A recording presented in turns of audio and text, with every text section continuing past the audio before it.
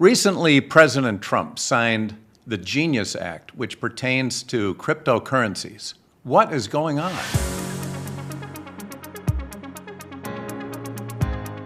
Now, with today's signing, we're pushing even further into the exciting new frontier. Just as I promised last year, the Genius Act creates a clear and simple regulatory framework to establish and unleash the immense promise of dollar-backed stable coins. This could be perhaps the greatest revolution in financial technology since the birth of the Internet itself. Usually when a complicated topic like the Genius Act and cryptocurrencies come up, I need somebody who can explain it to me like I'm a 6-year-old.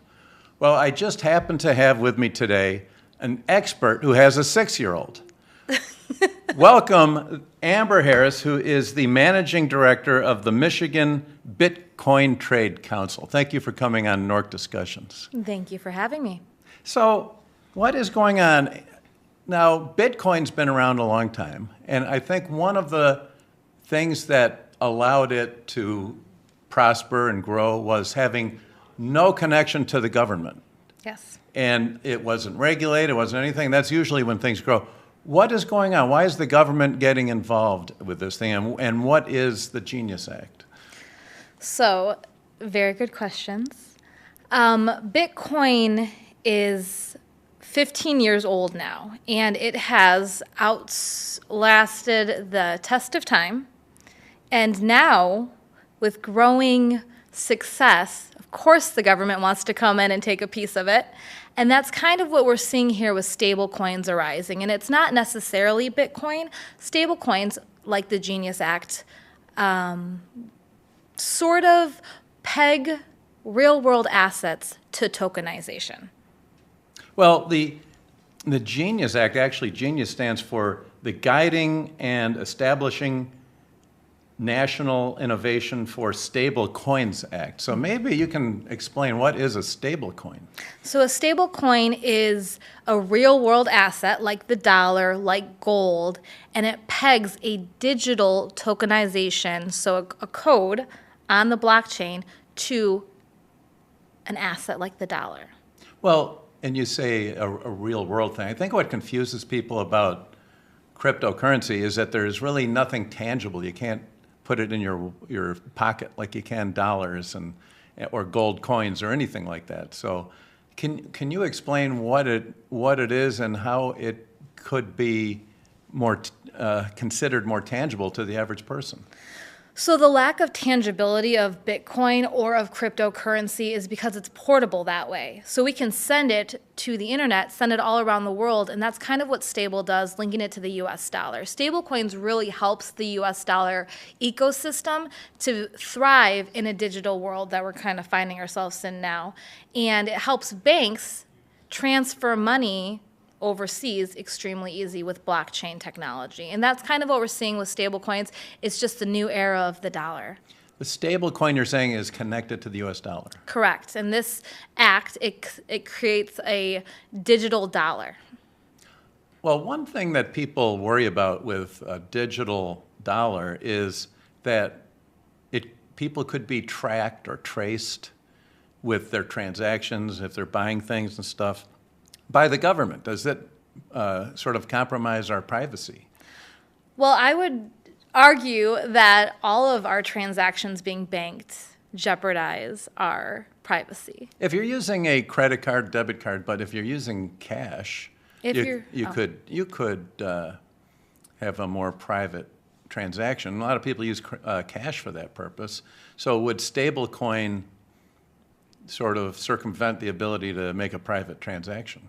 It absolutely could, and it is trackable, and the blockchain technology that stemmed from Bitcoin, because Bitcoin and blockchain is the technology behind Bitcoin, the blockchain technology is very transparent, so it is very traceable. But on the other hand, you have people in the legislature talking about how crypto is used for illicit activity and not traceable at all, right? You have the people that did Bitcoin to buy drugs back in the day. And so I guess there's argument to be had on both sides, but I do think that blockchain technology gives the most transparent ledger and traceable monetary system to peg people. But Well, I can't just give you a Bitcoin. I have to go through an exchange like Coinbase, which I bought some Bitcoin on that just out of curiosity.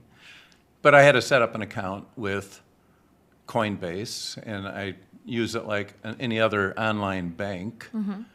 I haven't really ever bought anything with it or sold a Bitcoin. It was just more of a curiosity. But how could I transact something with you using Bitcoin without using an intermediary, or is that possible? no, that's very possible. Right now, exchanges are very popular, and the next step after you get comfortable with buying on an exchange would be to cold storage your Bitcoin, to move it off an exchange. And there is a saying that says, not your keys, not your coins. So technically right now, you having Bitcoin on Coinbase, it's not Matt Marco's Bitcoin, it's Coinbase's Bitcoin until you move it off the exchange into a cold storage. And it's a technicality. It's protected on Coinbase as much as you trust Coinbase to have the Bitcoin when you need it. But normally the next step to a person's Bitcoin journey is to cold storage, meaning taking that Bitcoin in your personal possession and then transacting with that. In which case, when you transact with that, not on like a KYC, which is know your customer from Coinbase, when you transact peer-to-peer, which is why Bitcoin was created in the first place, you don't necessarily need that third-party intermediary like Coinbase to tell you when you can sell and buy something. That's why cold storaging your Bitcoin or your crypto is very important, so you don't have the intermediary to cut you off. Well, I'm not going to get into the details of that. I'm more into the political Right. interest of it. And can you explain how stablecoin props could be used to prop up the U.S. dollar and help our national debt? Because I hear that there is a relationship there. Maybe you can explain what that relationship is. When it comes to our treasuries, the bond market dried up. And why it dried up was because of the Russia-Ukraine war. When we kind of cut Russia off, our treasury system faltered at that point because Russia wasn't buying our treasuries. China stopped buying our treasuries. And that's why stablecoin is going to kind of rejuvenate a little bit of that sales back and forth. It makes it more portable. It makes it more easy. And our treasuries are on the ledger now and more accessible. And we can really promote stablecoins. And with running deficits of $2 trillion, that's a lot of debt to be selling, and why the bond market, U.S. Treasuries, which is a bond, is so important. So this will help the sales of our bonds and our Right. debt, is what you're saying. It'll help stabilize our debt. I mean, that is the goal of stablecoins. And I think it's really exciting because we are the first nation to really make the clarity, if you will, behind stablecoins and really go kind of all in as a government behind stablecoins. And since we're the leading financial currency of the world right now, it makes sense that we lead in this digital space. And what's the relationship between a stablecoin and a Bitcoin, or is there a relationship? There really is no relationship, just the fact that they're both digital assets. I think as the belief behind stablecoins grows, and what I love about stablecoins is that it's the introductory towards digital assets, right? It kind of forces people to think more digitally. And when you're forced to think more digital, kind of outside the norm, then people will have more of an educational base to go to Bitcoin and understand the technology behind Bitcoin. So that's kind of a cool thing about stablecoins, introducing that into the economy of America.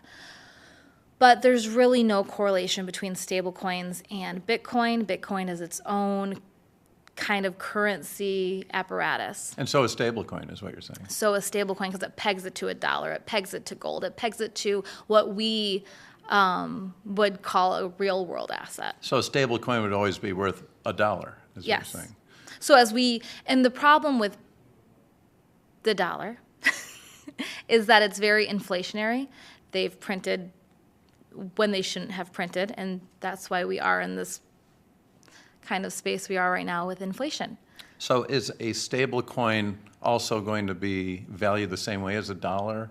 So as they print more dollars, they're also diluting the value of a stable coin. Right, the stable coin is directly linked. The stable coin doesn't have its own currency like other Like a crypto Bitcoin. would, like a Bitcoin, correct. Right. But could I go on my Coinbase and buy a stable coin? You can go on and buy the treasuries of it, like Tether, for instance. You can go buy a stock in Tether, which holds Tether's probably the highest stable coin holder right now because they hold the most U.S. But you treasuries. said you could buy a treasury. People buy a treasury because it's paying a pretty good interest rate. And usually those are tax-free. But that's not what a stable coin is, right? I actually don't know the answer to that. Okay, so But it's on the blockchain. It's on the market. I mean, I'm sure that as we get further down this rabbit hole, that'll be clarified. well, can you also explain? So you mentioned we were talking before about the Clarity Act, and can you explain what that is? So the Clarity Act gives the framework that the industry has been really kind of pushing for. You hear the volatility, hear all the reasons not to get involved in Bitcoin. And so having this framework really helps people to have more faith in digital assets. And the Clarity Act, which is currently passed through the House and is in the Senate right now, gives the framework that the industry has been asking for. And I agree with you that governments getting in the way of Bitcoin has been what made Bitcoin really exciting. By it not getting in the way of it. By it not getting in the way. But having this framework does help the industry as a whole because the framework does create Bitcoin as a free network, in my opinion. It helps it stay decentralized. It protects what the qualities of Bitcoin is. So you are the managing director of the Michigan Bitcoin Trade Council. What is that? Well, the Michigan Bitcoin Trade Council is an organization made up of a lot of Bitcoiners in Michigan. We have an amazing Bitcoin space, and they are anywhere from people that hold Bitcoin or work in the Bitcoin industry that come together, and we just advocate for community engagement, community education, business education, as well as legislative education. So it's a whole organization, nonprofit, based on educating about Bitcoin, the saving mechanism behind it, as well as eventually moving to a medium of exchange. Are you trying to encourage more commerce to be conducted using Bitcoin? We are trying to encourage Michigan to be the most Bitcoin adopted state. And what would that look like?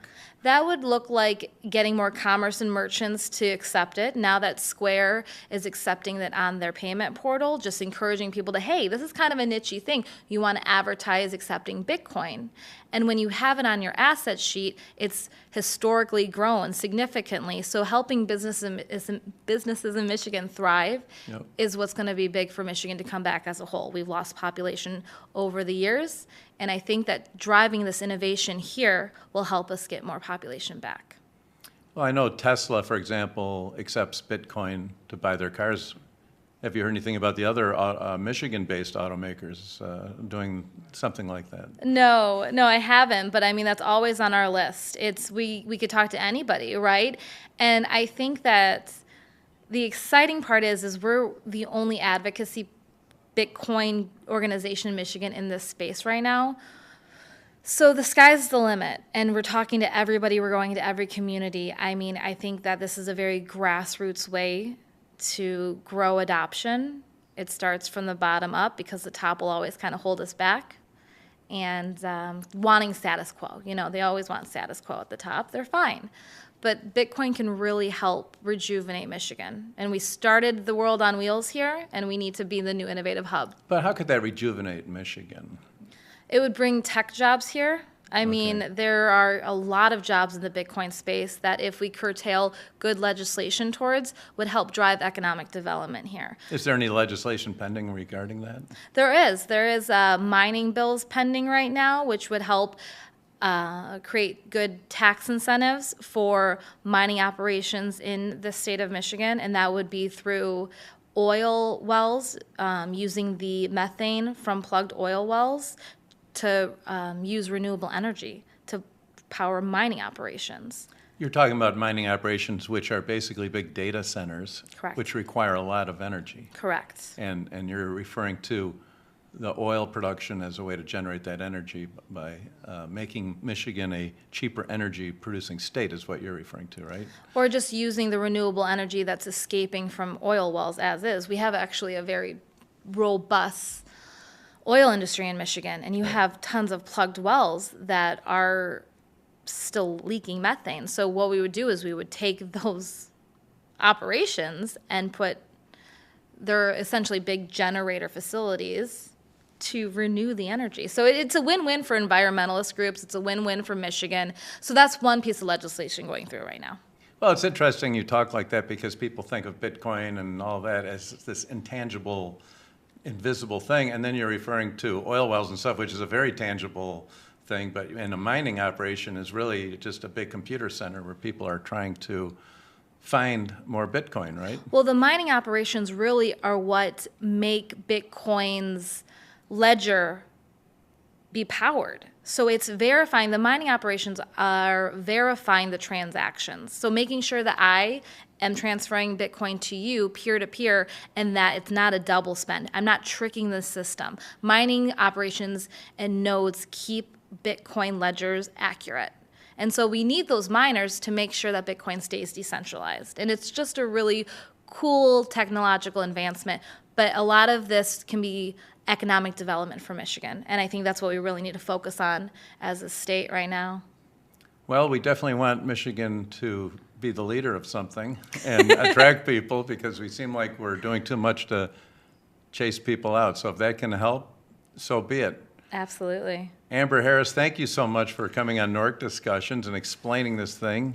It's so much information to unpack here, and we could spend the rest of the day, I think, discussing it and Yes. the details of it. But that would be, I think, a little bit much to swallow at one time. But It's a lot, but I appreciate you having me. thank you so much, Amber. Thank you. And thank you for watching NORC Discussions, and like and subscribe for more content like this.